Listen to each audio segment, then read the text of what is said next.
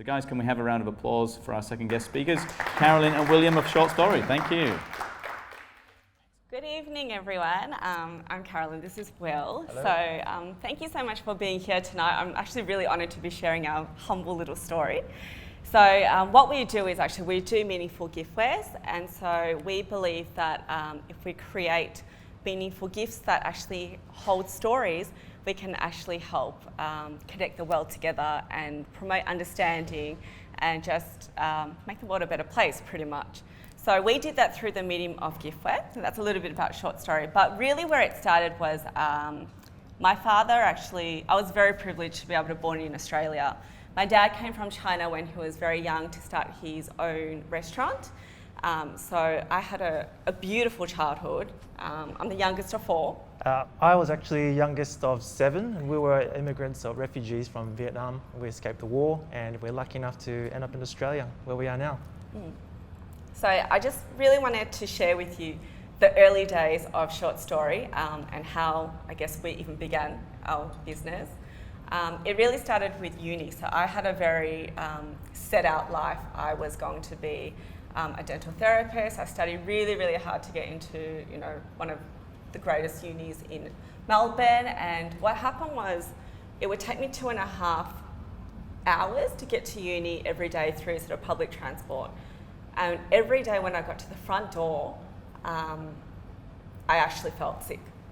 So I would literally feel sick to my stomach, and I'd wake up at 6 and get there at 9, and I would actually turn around and I'd do the same journey back home, or I'd go to a library and wait it out till 5 p.m. and then I would go home. And I did this for about 3 to 6 months, lying to my parents because I just didn't feel fulfilled or happy. And I didn't know what was wrong, and I felt so lost because everything was set out and everything was perfect, but something was missing.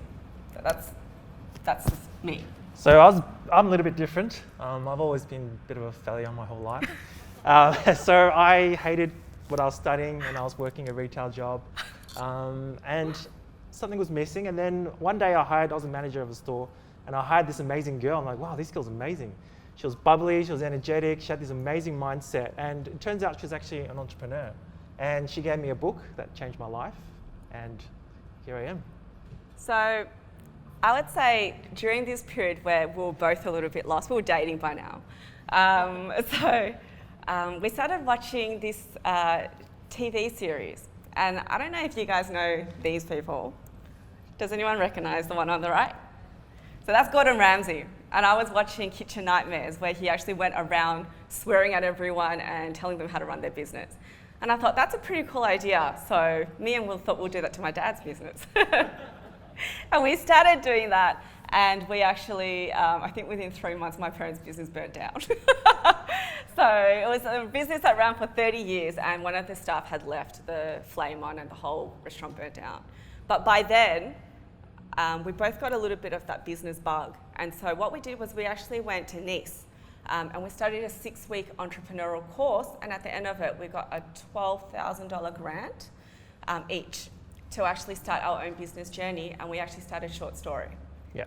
So for the other guy in the other picture, if you don't know, is actually Robert Kiyosaki. So the book that I read was Rich Dad, Poor Dad, and that book blew my mind. It opened up a whole new thing that I never even knew existed, and that's what gave me the entrepreneurial journey. And that's when I realized doing a 9 to 5, I wouldn't be able to be happy or fulfilled or satisfied, and here I am. It just taught you a different way. Yeah. Absolutely. So our first product was this beautiful scrapbook frame you see here. It took me 4 hours to make, and we priced it at $60, and it would never worked, but it was our first product. And we took the idea of our first business was actually to revolutionize school photos, because they're very boring, to be honest. So we wanted to make these really beautiful scrapbooked frames, and we wanted to win government contracts around all the schools, and we're like, if we could get 1% of them, we'd be millionaires and all this kind of stuff. So we took it to, I remember we cold called, we stood outside kindergartens, we held our little frame, and we would go there about 3 o'clock to try to catch parents sort of leaving and hopefully entice them to come by. And we did that It was horrible. It was gut-wrenching. We were selling our horrible. souls. It was terrible. And then we did craft markets, I think. We took our product to craft markets. It was about $80 to set up a little stall. And you can see, this is a little bit later on actually, because we have a gazebo. When we first started, we had a Bunnings table and that was it. So we packed up my little jazz and we took it to the craft markets. And I remember the very first one, we set it all up. We had 4 frames. And then we saw all our competitors erect massive gazebos, and they had branded bags, they had shelving, they had all these amazing stuff, incredible things. And we had one Bunnings table with 4 frames, and we looked very desperate for a sale, and it was horrible. So, given that it was the Melbourne weather, it started pouring rain as well. So all my artworks got ruined. They were all rippled, and then me and Wood just looked at each other and I think we just laughed because we were in such despair at that point. We cried as well, probably. But there's a silver lining.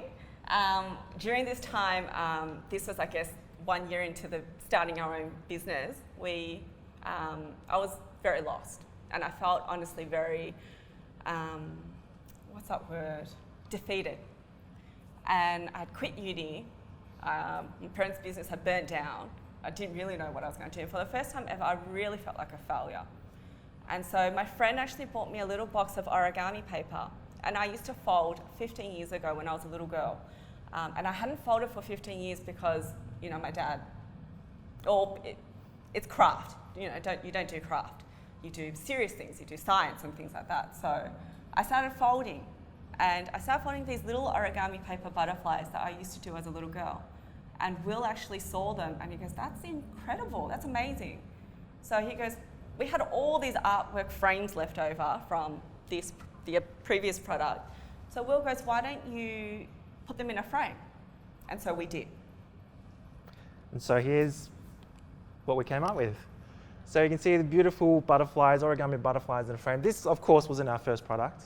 It was much smaller scale. And so we launched this at the markets and it was amazing. I think the first day we did about $500 in sales, which is a lot of money. It's a lot of money for us back then. It was incredible.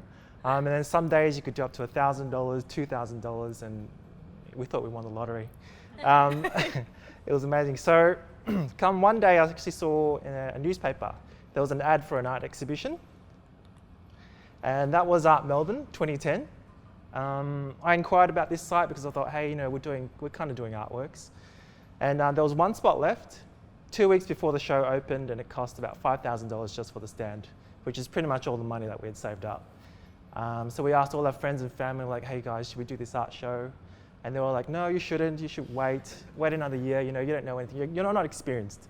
So Kaz and I knew in our hearts we were going to do it anyway. So we did it. And it was amazing. 2 weeks, guys, 2 weeks. 2 weeks. So 2 weeks to dive into the world of art, which we knew nothing about. We were like, what the hell is art? We'd never been to an art exhibition. We didn't know what prices to make our artwork. So we were walking around before the actual opening. We're like, oh shit, we've got to go home and change the prices because everything was too cheap.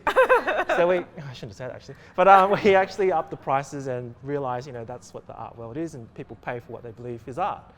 And so come the opening night, we couldn't believe it. Our stand was so busy, Kaz and I actually had to step outside. And we were standing on the opposite ends of each other and we looked at each other and we're like, in our minds, we're like, holy shit, is this real? Like, is this happening? It was so surreal and we pretty much had a sold out show and we made about just shy of $25,000, which was amazing. And then from that show, we picked up a lot of celebrity clients. We got commissioned artworks, from Mrs. Gandil, Mecca Cosmetica, you can see here. We actually did the installation for Maya Burke Street windows for Spring Fashion Week.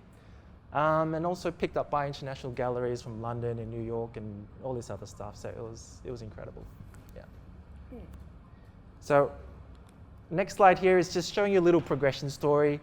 You know that photo of Google and Apple, how it showed that little garage, the black and white photo of the garage. This is our version, the top left.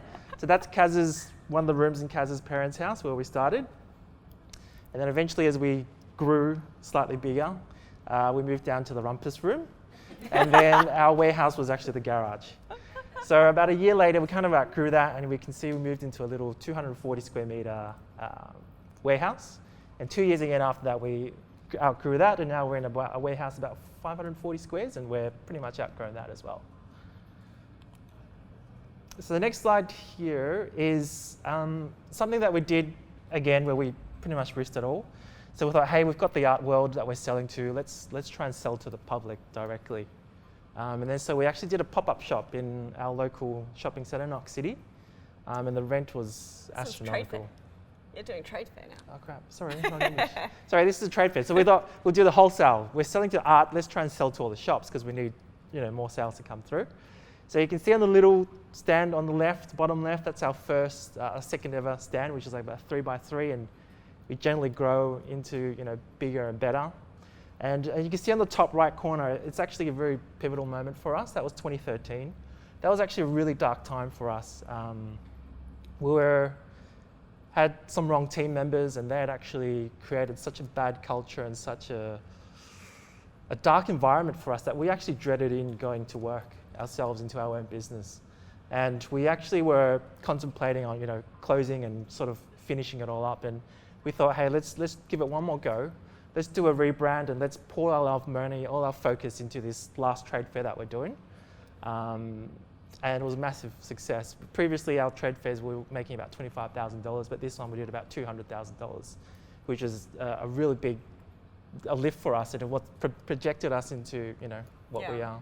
I think it's not that the staff member meant harm. Yeah. During this really dark period, it was more that I think it was just a bad culture fit, and so it got to the point where Will and I didn't really want to go into our own business, and we just didn't want to hear it. And then I think at the beginning of our business journey, we did everything ourselves, and then we started hiring people, and I don't think we hired the right people that fit us. And I know Anou was saying you got to find the right people that fit you, that don't just have the skill, and I think we were just desperate to hire. So it created a really negative impact, and it actually, I feel like it held us back a lot. Absolutely.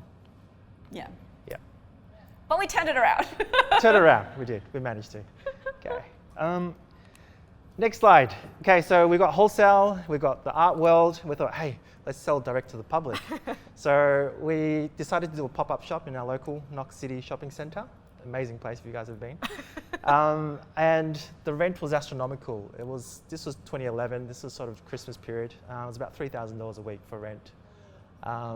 And we basically had enough money to survive 2 weeks if we didn't sell anything, and that would have been it. We thought to ourselves, how the hell are we going to sell $3,000 plus worth of goods when our products, $30, $50? Yeah. But it was. What? It was amazing.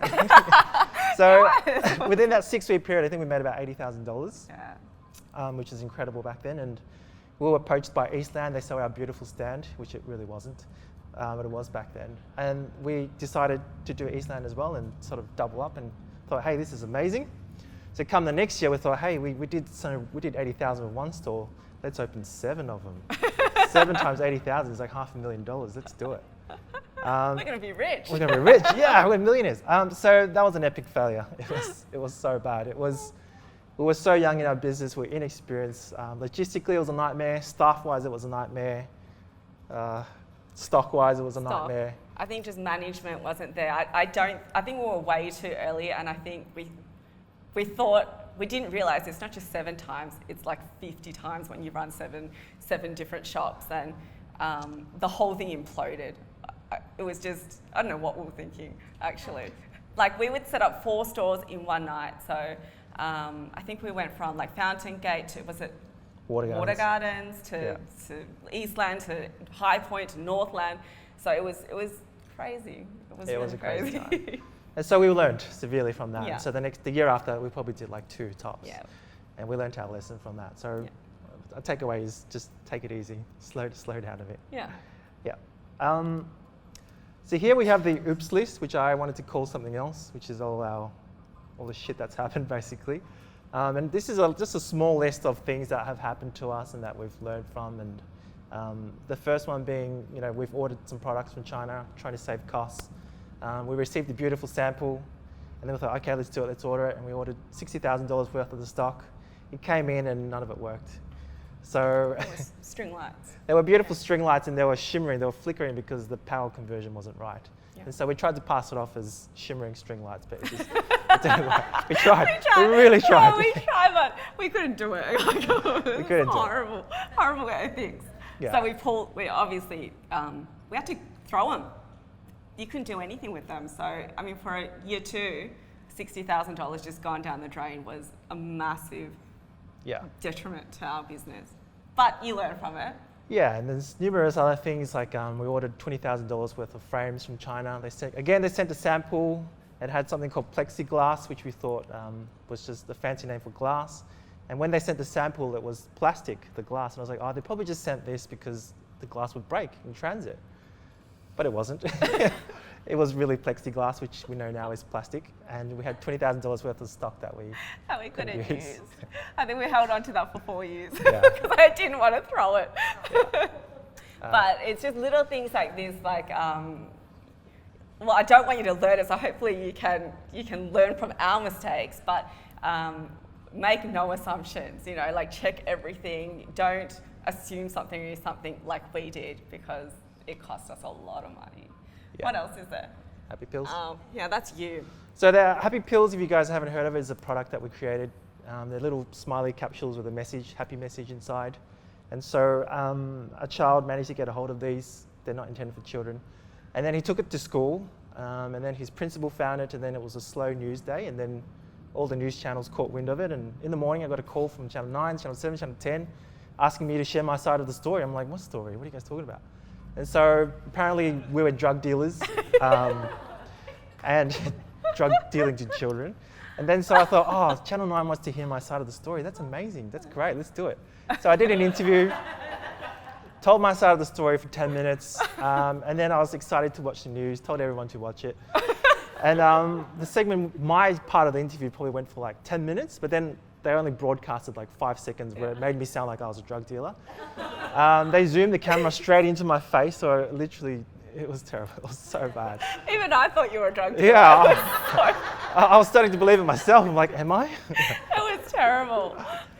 But then the product's cleared by ACCC and it's fine. So, yeah. So, you know, I think it was just a matter of making do not ingest on the sticker label bigger, you know, and writing it repeatedly on the top, on the side, on the bottom, just little things like this. You know, we learned the hard way, but it was a really scary experience. They got the psychologists involved, and, you know, we got bashed by everyone, and it was like social media went crazy. So it was very scary at the time. But if it happened now, I would have probably marketed that. Ooh, milked it. Yeah.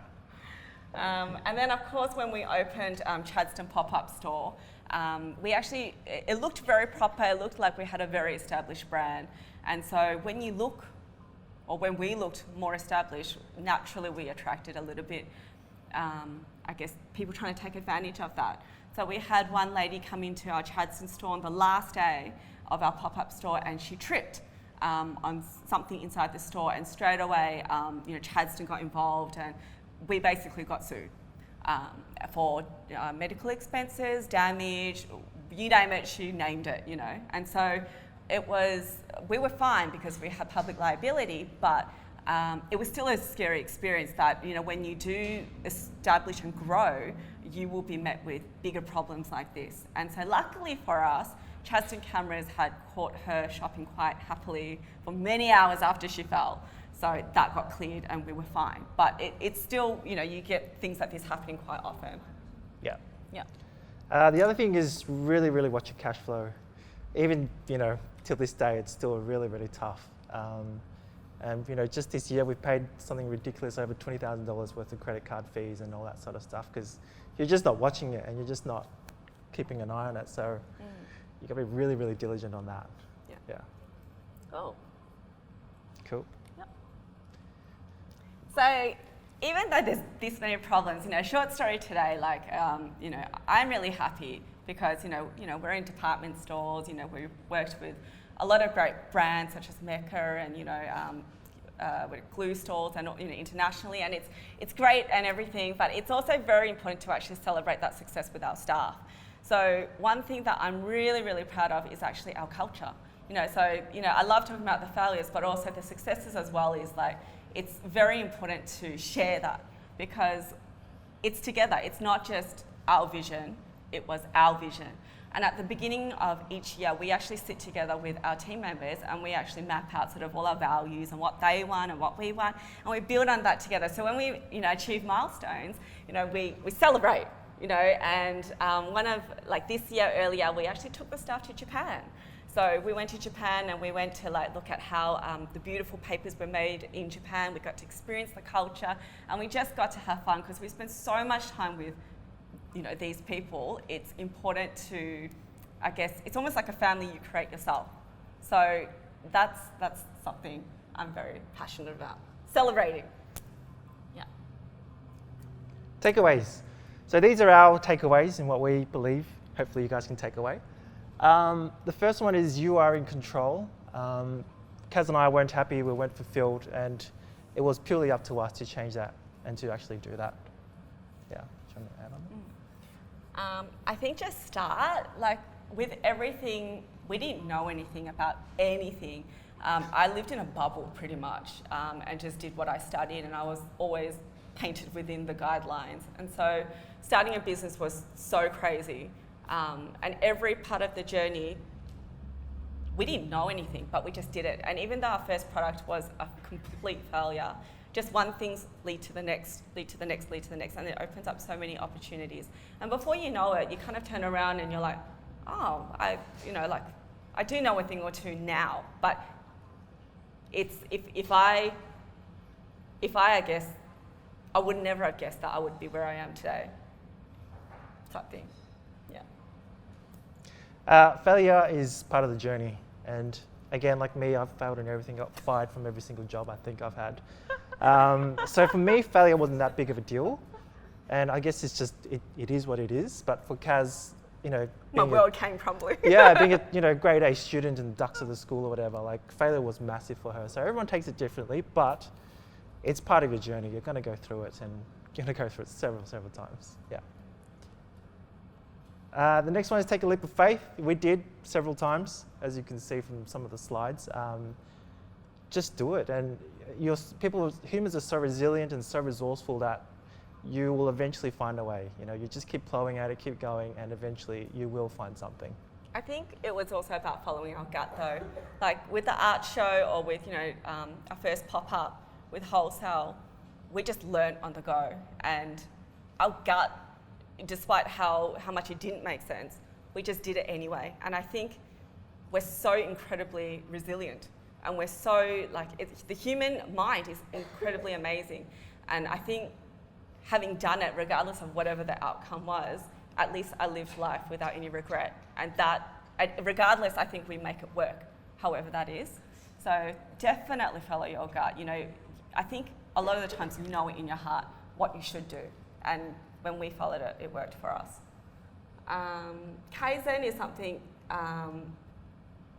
that we do continuously. So it's just about improving continuously. So with the warehouse, just growing bit by bit, don't let perfection get in the way of progress. Just small and steady growth is enough. I think don't be caught up. I used to be very caught up with doing things quickly. When someone told me that at the beginning of our journey, I think someone told us that it will take 10 years for you to build your business, for a successful business. And I was like, no way, I'm going to do it in 3 years and I'm going to retire. That was what I thought. And 8 years later, I'm still here. So, slow, and there's no point on putting that much pressure on yourself.